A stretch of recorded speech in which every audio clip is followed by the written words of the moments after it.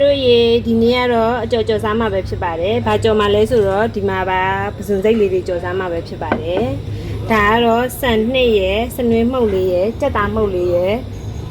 ရောပြီးတော့နေရတာလေးပေါ့နော်။အဲ့ဒါကိုမှပစွန်လေးထည့်လိုက်ပါမယ်။ပစွန်ကဥလေးလေးထည့်ပြီးတော့နေပါမယ်။ထည့်ပါမယ်။နေပါမယ်။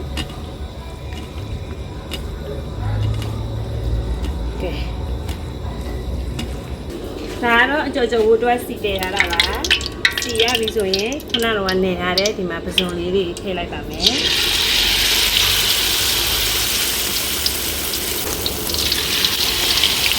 စွန်ကြော်ပါတော့ပါ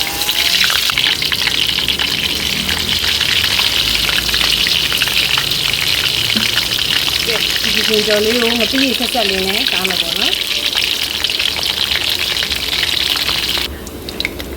ကဲတစ်ခါနှံလို့ရပါပြီချွတ်ချွတ်ရွရွလေးပေါ့နော်တစ်ခါနှံလိုက်ပါမယ်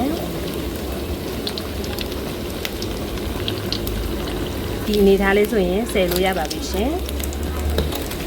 နှံရင်ဆယ်ပါတော့မယ်ပစွန်ကြော်ချွတ်ချွတ်လေးပါရှင်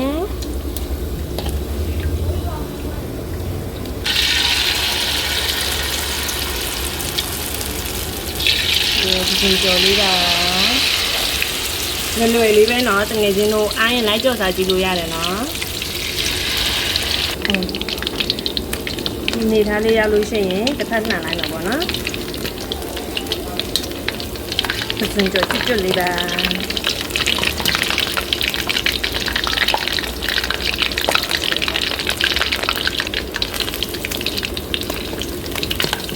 ကျွတ်ပဲကောင်းလိုက်တာ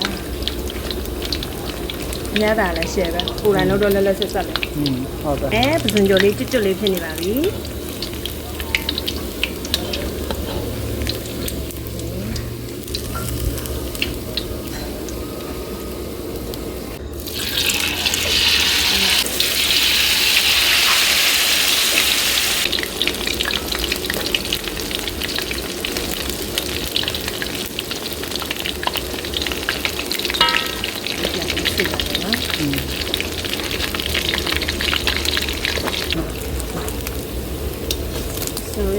ကျွတ်လေးပါ